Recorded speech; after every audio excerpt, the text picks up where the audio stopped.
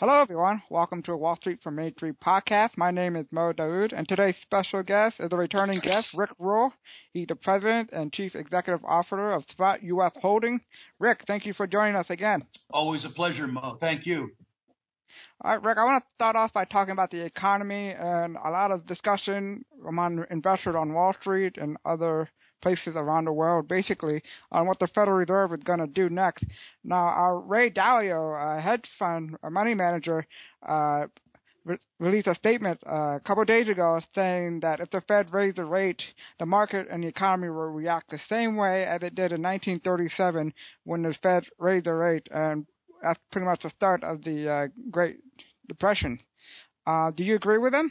I wouldn't hold myself out to be an economic analyst, but I suspect that the initial response of the stock market and real estate markets to an increase in the interest rate would be very, very negative.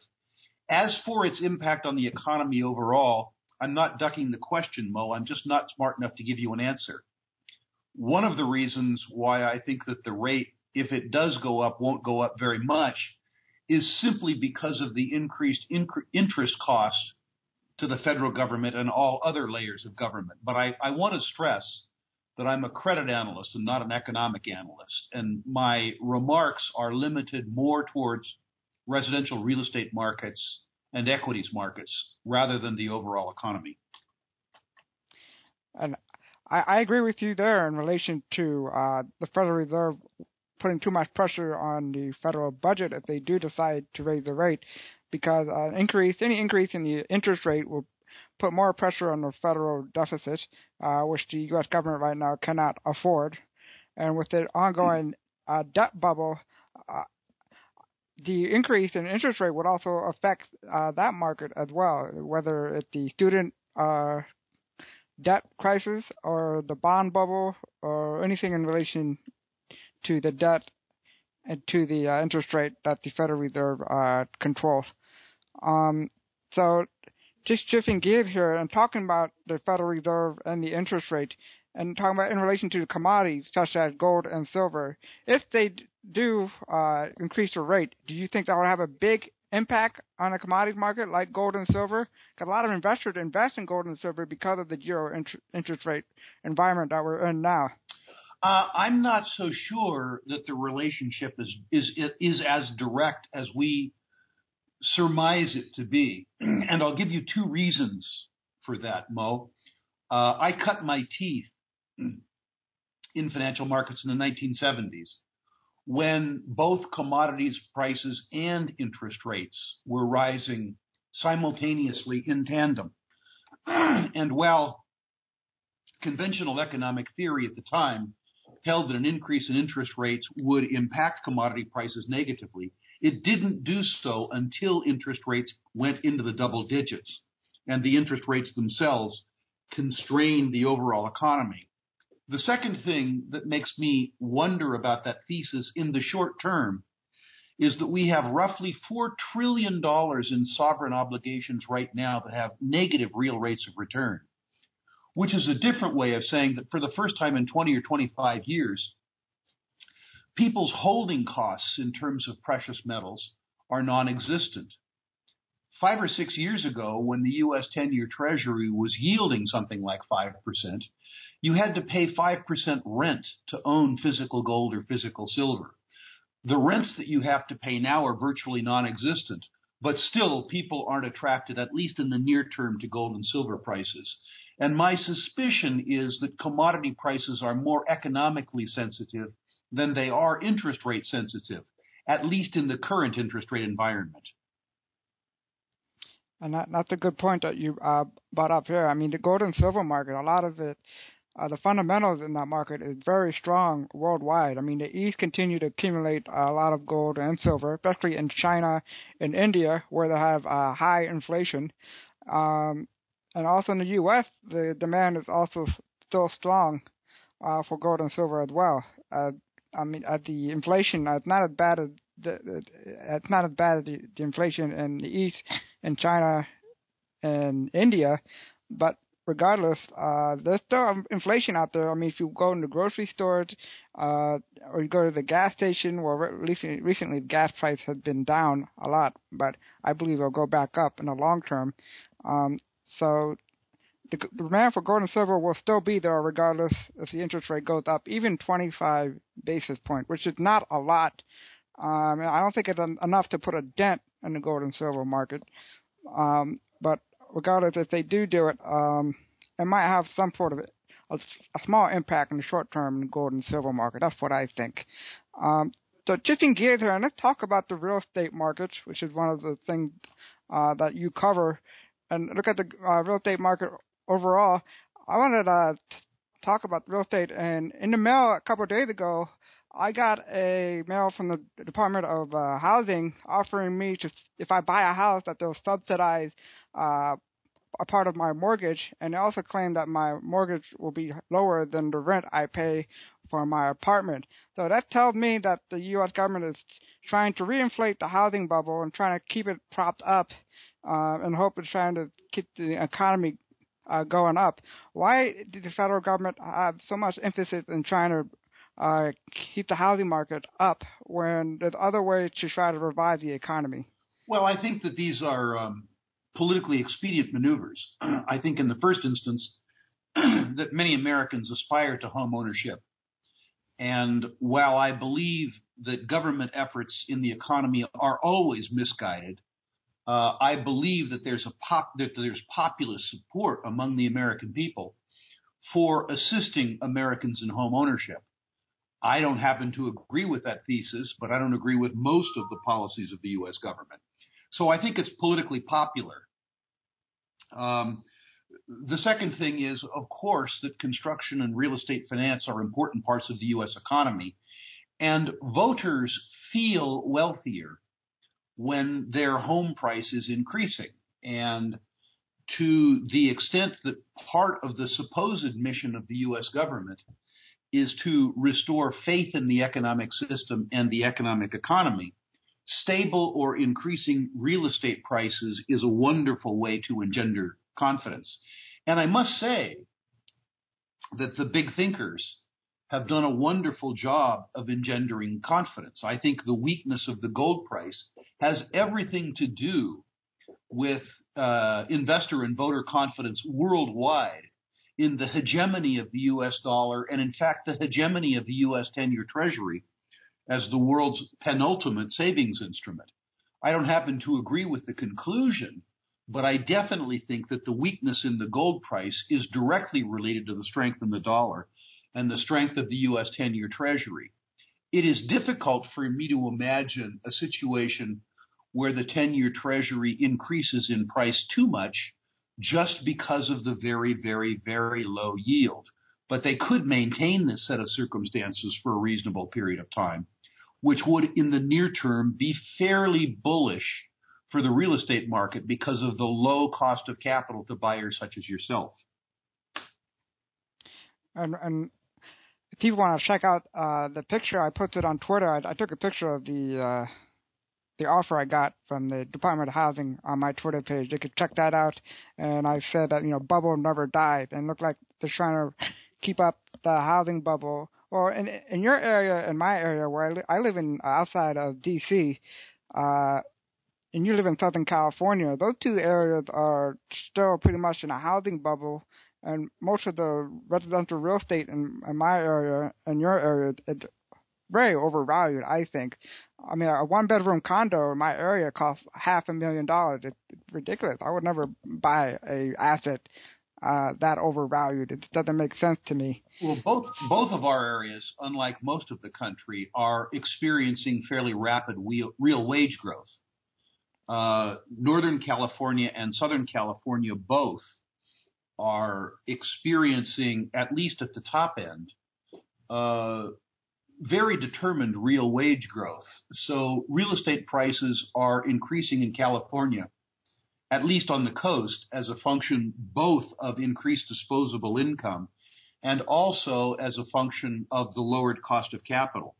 The other place in the United States with real economic strength is, of course, D.C., because the biggest growth industry in the United States is the federal government. But I think if you look at other parts of the country, that you'll see much more moderate growth in real estate pricing, really is a function of the fact that real wage growth for American workers has been stagnant for 20 years. And what growth we've seen in real estate prices is purely a function of the low cost of capital. And while this low cost of capital might be able to be sustained for a while, I don't see it going appreciably lower. And a good example is Florida. If you go to Florida, you could buy a 4-bedroom on the beach for about $200,000, which is more reasonable than buying a 4-bedroom in my area, which costs somewhere between $500,000 to $800,000. So I think Florida is a good opportunity for real estate if people want to look into that. So let's shift gears here and talk about the unemployment numbers that just came out recently, a couple of weeks ago. It came out at 5.5%, with the majority of the growth coming from the restaurant industry.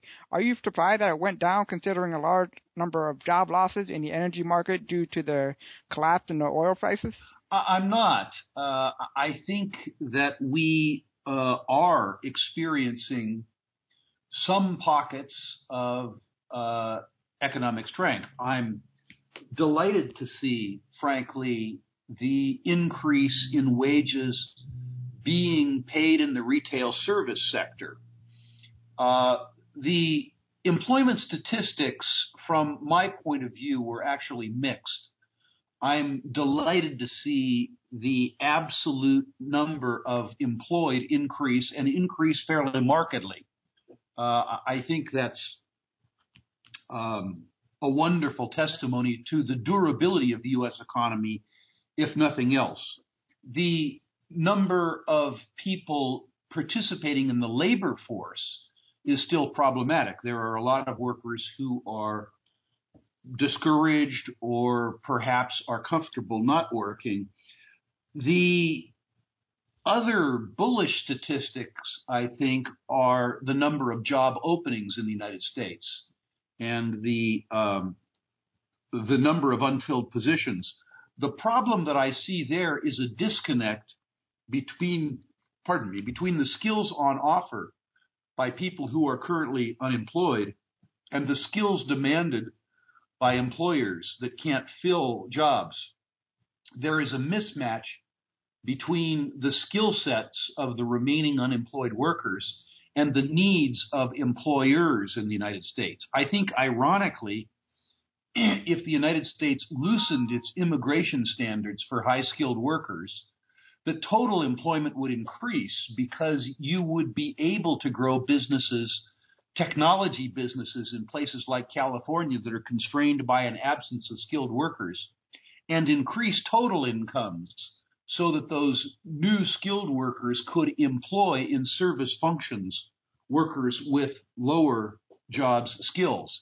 It's difficult for the government to loosen immigration standards when there are still so many people unemployed. But ironically, these tight immigration standards, I think, are constraining total employments.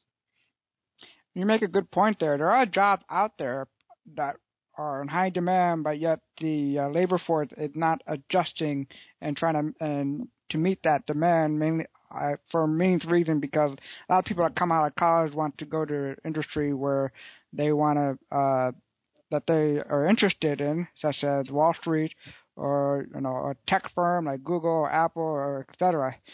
They're not considering all the other industries that are in high demand, and they're plentiful of employment opportunity there as well. So you made a good point. But also, I don't think it's a good trend to see that the restaurant industry is popping up the employment numbers. And no offense to people that work in that industry, but those are not the kind of jobs that this country needs right now. I think the job that a lot of people are looking for are the engineering jobs and manufacturing jobs. A lot of jobs that are more require more skills, and et cetera. Well, certainly what you say, Mo, is borne out by virtue of the fact that workers' real income in the United States has been static for 20 years. And we've done a reasonable job of expanding employment in lower skilled occupations, which is wonderful for people who need those jobs. But the truth is that we have not done a good job of expanding employment in areas where we generate enough utility that workers' real incomes can increase, and that's a tragedy. Yep, I agree with you there. So let's shift gears here. I want to talk about the current water situation that's going on in the state of California. Recently, an article came out in the LA Times, and also NASA came out with a statement saying that the state of California pretty much only has a year of water left, and that water rationing is coming soon. I want to get your thoughts on that, since you are from that disgraced state of California. 120 years ago, we rationed water in California very well by price. And if we had a free market in water in California, we wouldn't have a supply shortage. The truth is, as a consequence of subsidization, water subsidization, when the utility of water is so high relative to use, there's no end of demand. We do brilliant things in California, like grow rice in the desert. And as you begin to allocate water, when you allocate water by price, you reduce agricultural production in California by probably 30%, which is, of course, tough on farmers, and, of course, it's tough on farm workers. But you reduce farm subsidies, and you reduce water consumption. That's not the way that water will be rationed in California. Water will be rationed in California by the legislature. In truth, as H.L. Mencken pointed out, elections are merely advanced auctions of stolen property. And the fight in the legislature to maintain subsidies, to steal water from your neighbor while at the same time reducing your neighbor's ability to steal from you, will be an epic fight. And it will ultimately be unsuccessful in California. But it's going to be a real comical mess watching it play itself out.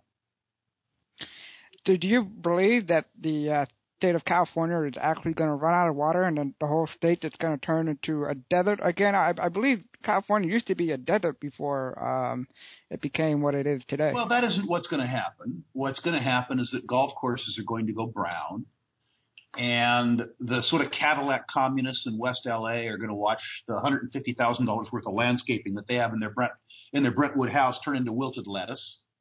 There will be hundreds of thousands of acres of crops in California that will go brown, and nature will ultimately employ rationing on us. The other thing that will happen as a consequence of our inability to supply inexhaustible amounts of cheap water is that ultimately nature will employ an economic form of rationing on us. It's not like the state is going to dry up and blow away. It's that Californians are going to be forced to do something that they hate, which is to be rational. It's going to be a very messy process, but it'll work itself out, and it'll work itself out in fine fashion. Listen, there are subsidized water users in California, some Williamson Act water users, some people involved in private water districts who enjoy water priced at $70 or $80 a foot for doing things like growing alfalfa. There are other users in California who pay $1,500 an acre foot to flush their toilet and brush their teeth. If you merely allocated water by price, that is, if you didn't allocate water by function politically and let the market sort out the users of water, if you had done that for the last 100 years, we wouldn't have the crisis that we have in California. And nature will force us to be rational, no matter how much we resist that process.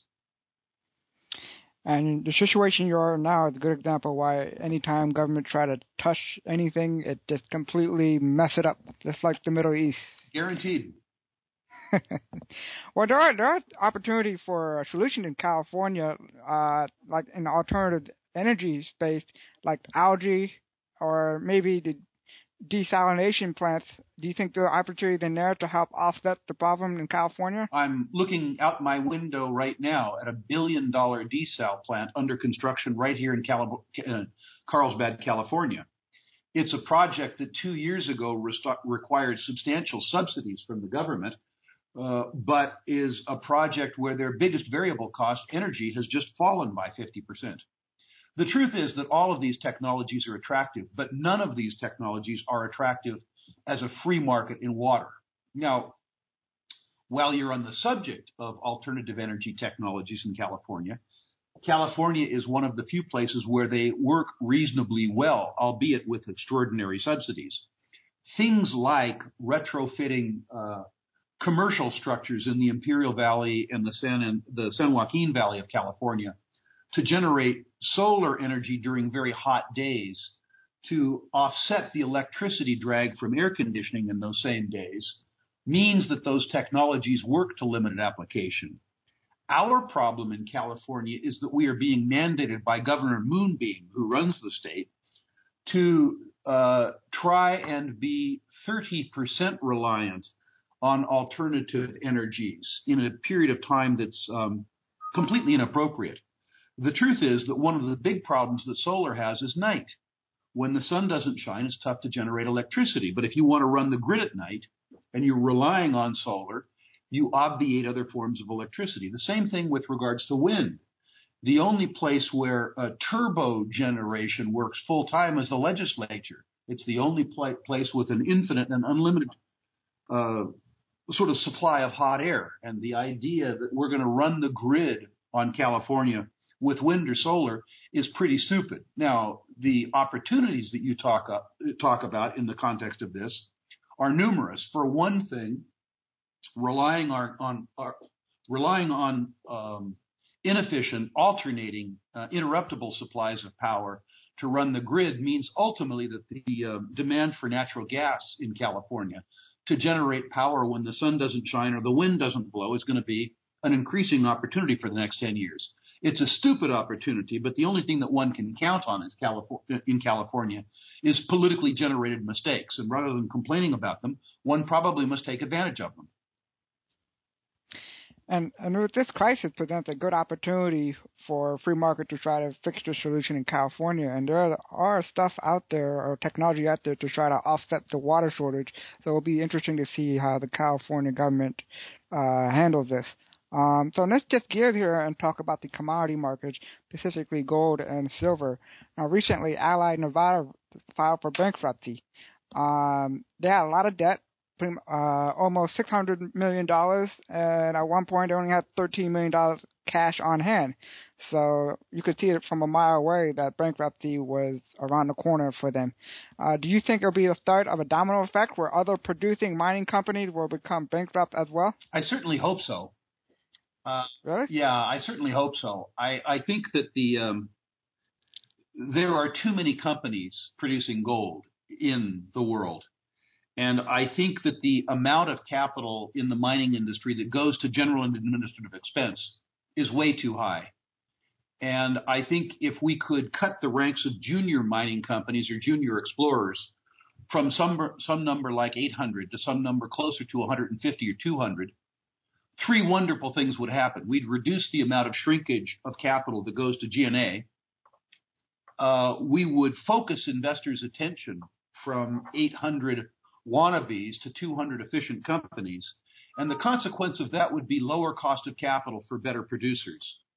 The second thing I think that Allied Nevada itself points out to investors is the risks of investing in gold mining companies where the chief investment attribute is simply leverage to the gold price.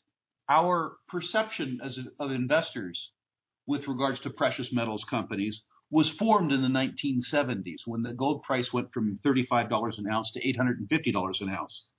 And companies, as an example, like Coeur d'Alene went from 10 cents to $65. The consequence of that, Mo, has been that most investors for 40 years have looked to gold mining companies to provide leverage to the gold price. And interestingly, the most leveraged companies are the most marginal. The companies that have the highest cost are the ones that enjoy the most benefit from an increase in price. And so for 40 years, investors have asked gold mining companies to be leveraged, i.e. marginal. And the industry has become extremely marginal. The risks of marginality are offered up by Allied Nevada, which was a high-cost producer. they did very well at periods where the gold price was at $1,900, but they were extinct at $1,150.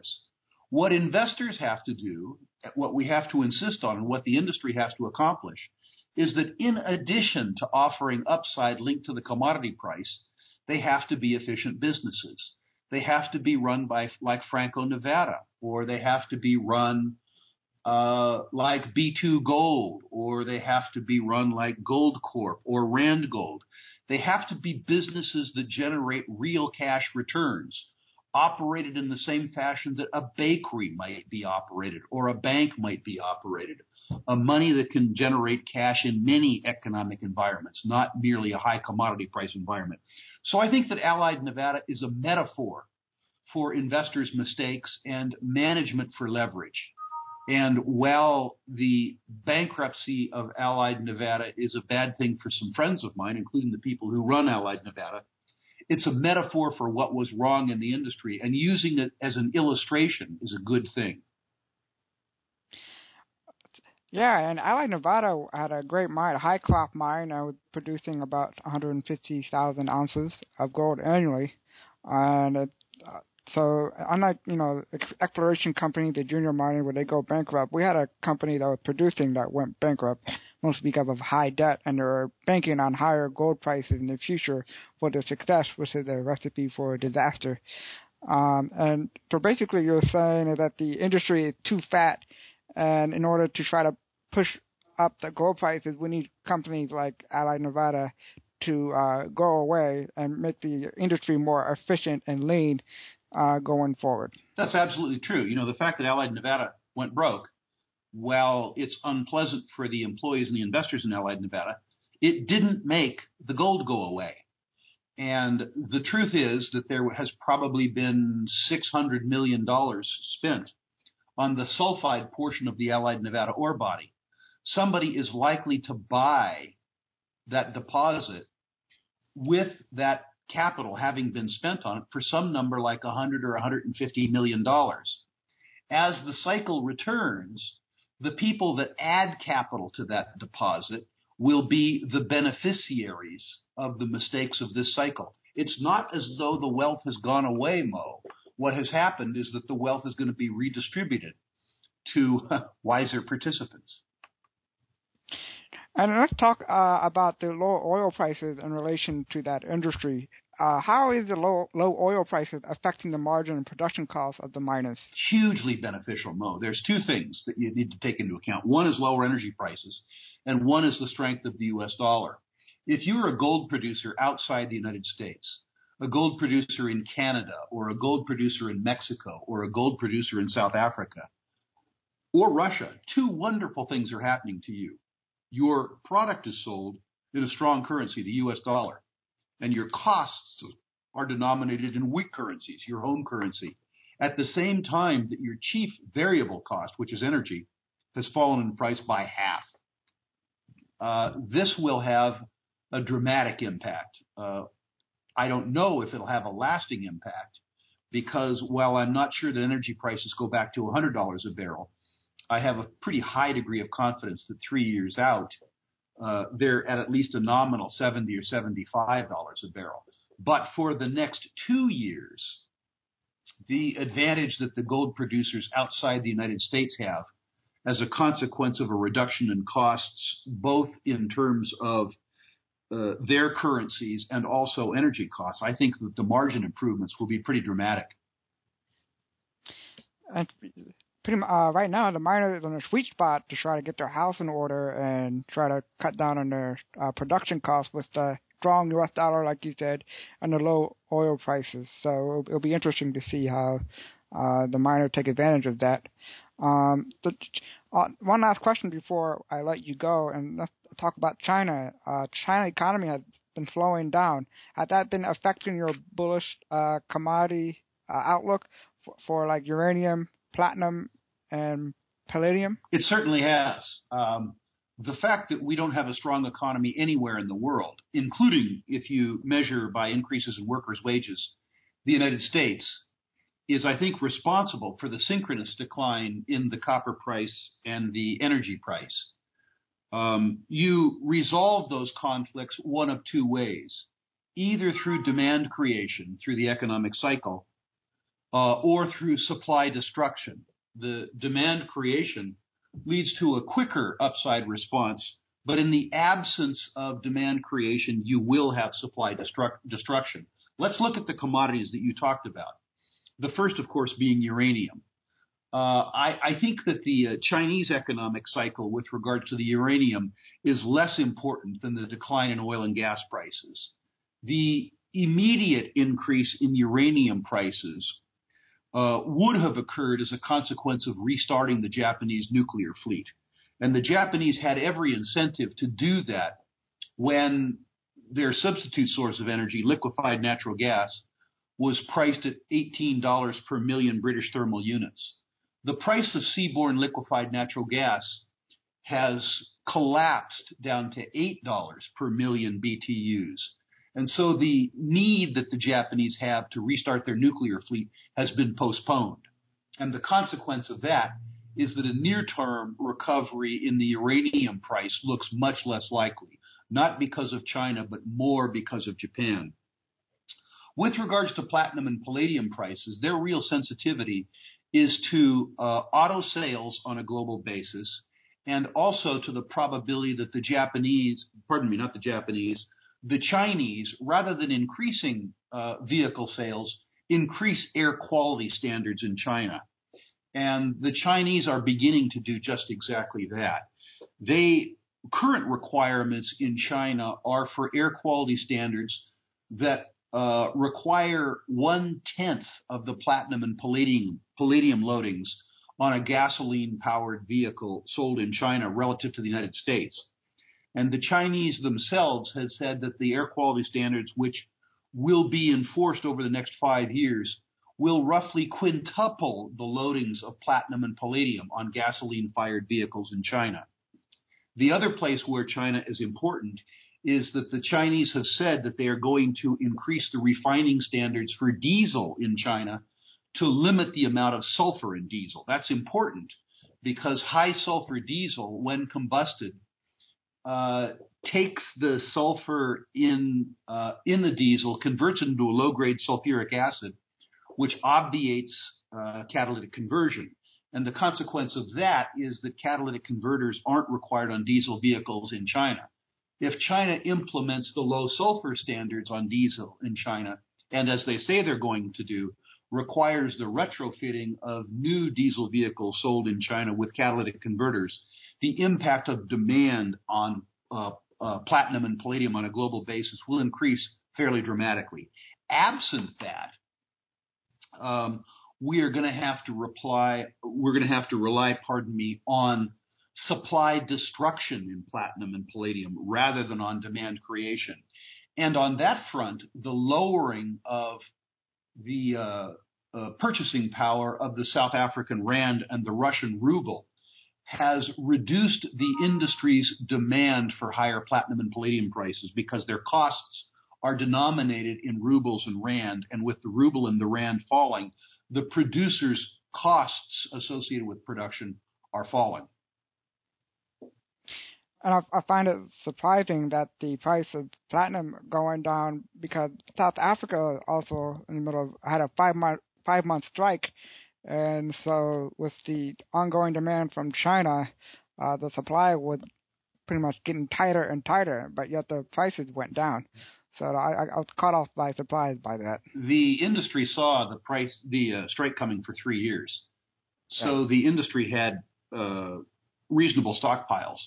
What has happened that benefits the South African platinum and palladium industry, and hence weakens prices, is that the costs in the South African industry, primarily the labor costs, are denominated in rand, and the rand is depreciated relative to the dollar by 50%, which is a different way of saying that the industry's variable costs have declined fairly substantially in the last year. Right. Well, Rick, it was fun talking to you. It'd be interesting to see what happens in the California water shortage situation and also what happens in the commodity market, especially gold and silver, going forward. If people want to find out more about your work, where can they go? Well, before we do that, Mo, I have to comment on a rumor that I just read, which is that today is your birthday. And if that's true, I'd like to lead all of your subscribers and readers worldwide in wishing you a very happy birthday. Moving on now to my assigned tasks. People who would like to be in touch with me, if they live in the United States and Canada, can do that by calling 800-477-7853 or finding us online at www.sprottglobal.com. That's SPROTTGLOBAL.com. And certainly by subscribing to our 3 times a week blog, Sprott's Thoughts. I guarantee that your listeners and readers will get their money's worth because it's absolutely free. Oh, I definitely agree with you there. The publication that you guys put out I recommend it to all of our listeners out there. So, Rick, well, thank you for your time, and hopefully you can come back on again soon. I'm delighted to be with you anytime it's useful.